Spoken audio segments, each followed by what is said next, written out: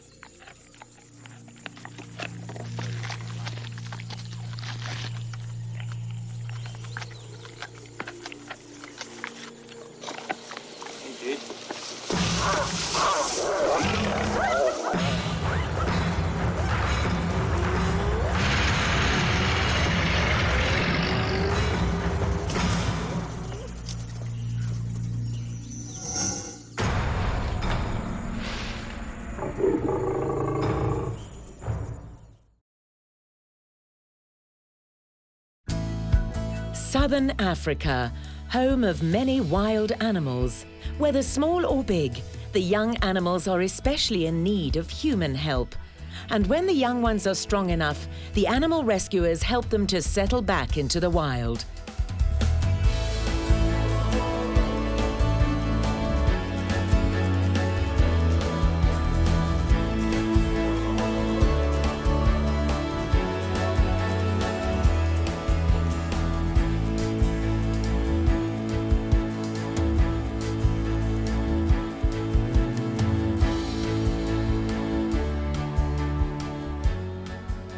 In this episode of Raising Wildlife, Kylie must find Major to ensure he's ready to be released back into the wild. Ruth is concerned Rocky has not been eating. This means he might not be released. Rachel's 16-year commitment to her gentle giant changed her life. We start in KwaZulu-Natal, a coastal province in South Africa.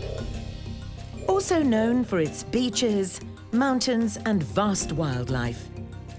Crow, a rehabilitation centre focused on rehabilitating and releasing wildlife back into the wild, like this Grey Duiker, Major. His caretaker, Kylie, has overseen his rehabilitation. I'm Kylie Hawkins. I'm a junior clinic nurse here at Crow. At Crow, our mission is to help injured and orphaned wildlife, get them into a rehab program, and eventually see them back into the wild where they belong. Right, so we're here at the baby antelope enclosure. Here to check on my Grey Duiker Major. He's ready for release tomorrow, so I just want to make sure everything's still all right with him and that we're good to go. Finding Major is going to be a challenge because Grey Duikers are prone to hiding. However, Major's keen sense already alerts him to Kylie's presence. The tall grass found in his natural habitat provides Major with a perfect hideout, which is essential in the wild. Okay, so it's very important that I do find him because I want to make sure that everything is still 100% for tomorrow and that we can actually go ahead with the whole release. I don't seem to be very lucky with it today. Major is naturally equipped to elude potential predators, and Kylie knows it. She needs to see that he's physically ready for release. In preparation for his release tomorrow, it's always vital to consider what can go wrong. When catching any kind of wild animal, obviously there's risks involved. It can actually become quite a life and death situation. There he is, over there. So Major is a Grey Duiker, also known as a common duiker. The Grey Duiker is the most popular species throughout Africa. So Major came to us when he was about 2 weeks old. A member of public found him caught in a fence and was actually upside down. And they treated him for an infection and they gave him some good pain meds. And yeah, he's done very well since. Kylie must consider the worst case scenario for the capture and release of Major. What I'm worried about is obviously him injuring himself. And obviously we're dealing with a prey species and naturally they are a lot more prone to obviously run away. Major can adapt to a variety of habitats, increasing his chance of survival. So ideally we would like to catch early in the morning when it's nice and cool, or if it's an overcast day, it'll work in our advantage. Major is ready for release. Kylie is concerned, however, about the humidity common to KwaZulu-Natal this time of year. Later, Major resists walking into the release box unassisted. This could jeopardize his release. It is Major's big day. It's time for his release. A little persuasion might be needed to get Major into his release box. Kylie and her assistant Andrew have arrived to start with the capture. I'm just still a little bit concerned about the heat. It's a lot later in the day than I was hoping for. But yeah, let's see if we can do this nice and swiftly.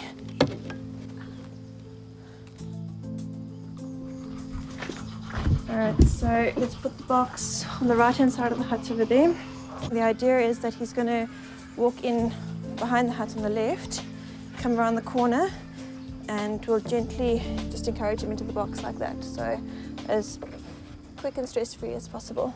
The preparations are almost done. There is one more task to be completed before the capture begins. What I'm going to do now is I'm just going to prep the box for Major's release. So I'm just going to put some leaves in there. It's going to make it feel a bit more secure for him when he enters the box. And what I've done now is I've just put some water on it because, as you can see, it's going to be a bit of a hot day today. And I just want to make sure he's got a little bit of moisture if he gets thirsty. It'll also help cool him down. Some nice branches for Major. Keep him nice and cool while he's in transit. Kylie needs to gently persuade Major into the box. Easy boy. She does not want to startle him.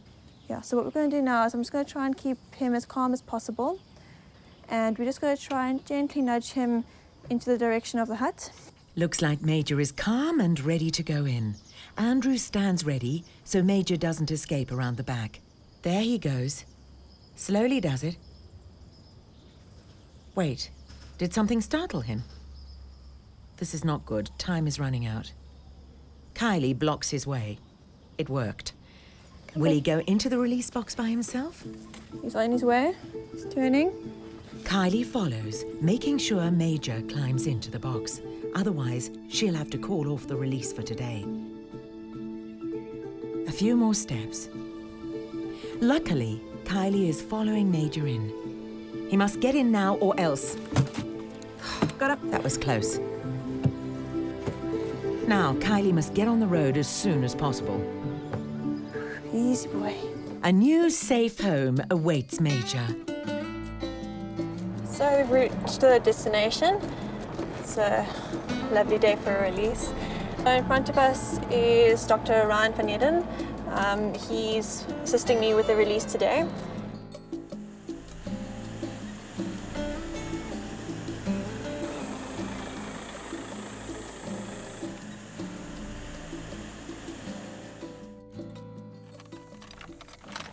Kylie. All right, good and yourself? How's he been doing? He's great. The capture went so great this morning, and yeah, I'm really happy. Good news. I think we've got a lovely little spot there in the shade where we can get him out. A bit of short grass, a bit of long grass, Yeah, lots of water. I think it's going to be good. He's going to feel a bit more secure then amongst the trees. He's a heavy boy. It is almost time for Major's release into his new environment. Kylie wants to ensure the door is facing the right way. So when the door is opened and Major makes a run for it, he runs in the right direction. Great stuff. All right, we ready for the release? This is what it's all about.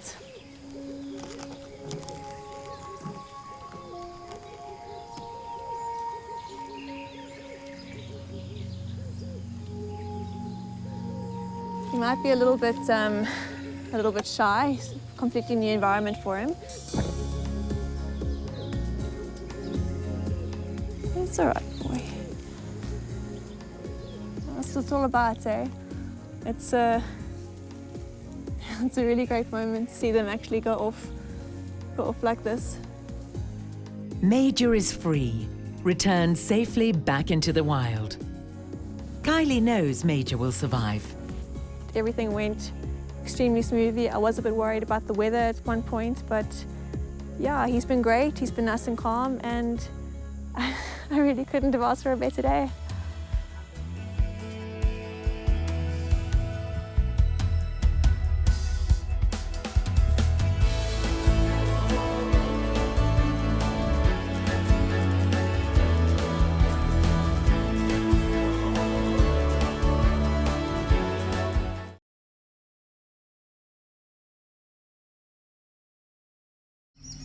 Okay, so Esme arrived by us when she was plus minus a month old. Her mom didn't produce any milk due to it was her first calf she had. So the owner from a nearby game reserve phoned us and asked us if we can please take care of Esme. And then she arrived here by us where we started rehabilitating her. Natasha hopes that people can be prevented from ever entering and participating in the cruel practice of hunting rhino for their horns. This is one of the core reasons why Esme has David, a watchdog, as a close protector.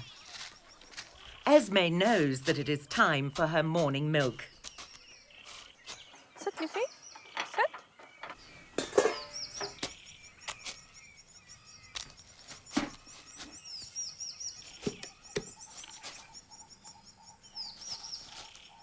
Weaning a rhino calf off milk in the wild will start at 2 months, but can take up to a little over 12 months.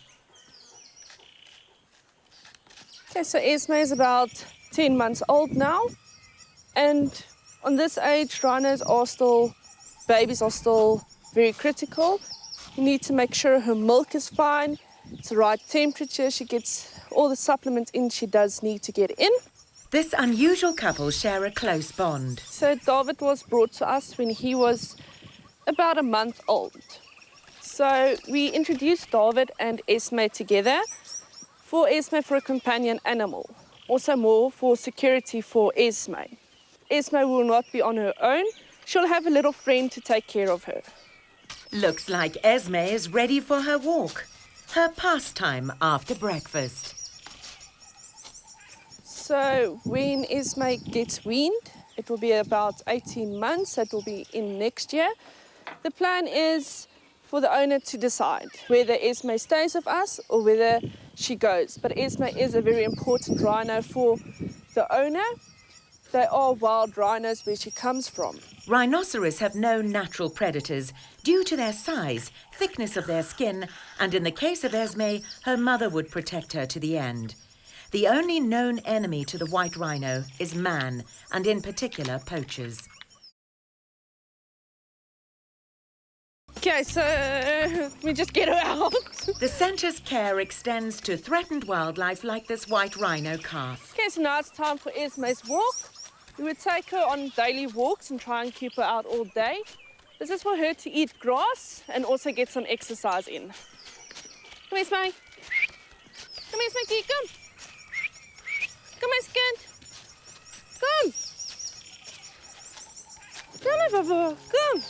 Part of Esme's rehabilitation is getting her used to the bushveld, and having a little fun along the way does wonders for this special friendship.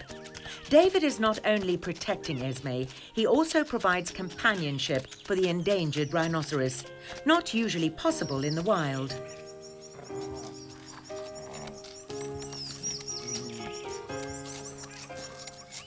Okay, so what can go wrong with Esme's walk?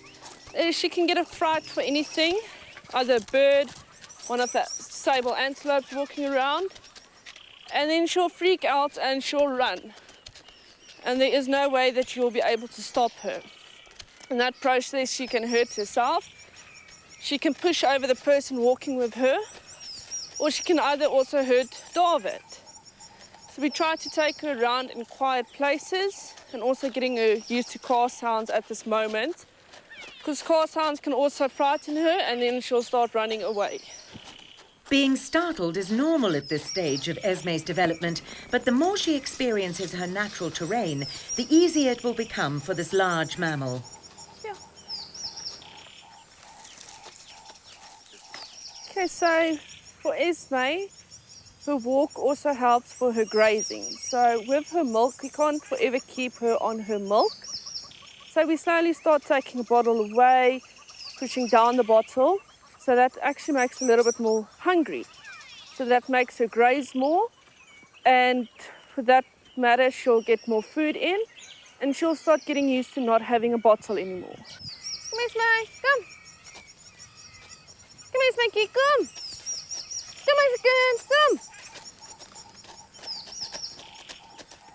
Okay, so being a dog smaller than Esme, there is a few hiccups that we do have. Esme thinks probably she's a dog, and David thinks he's a rhino.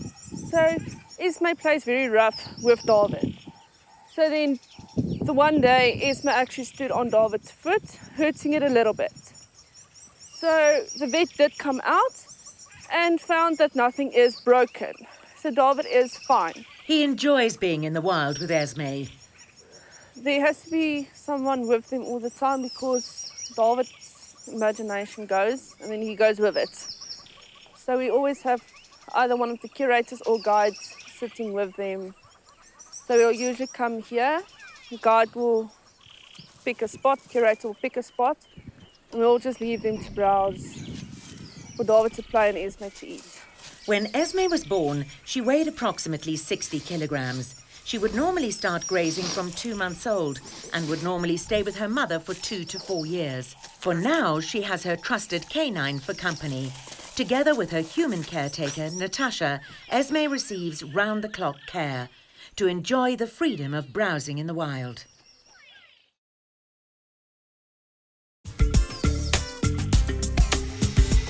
Come here, my chicken. Come.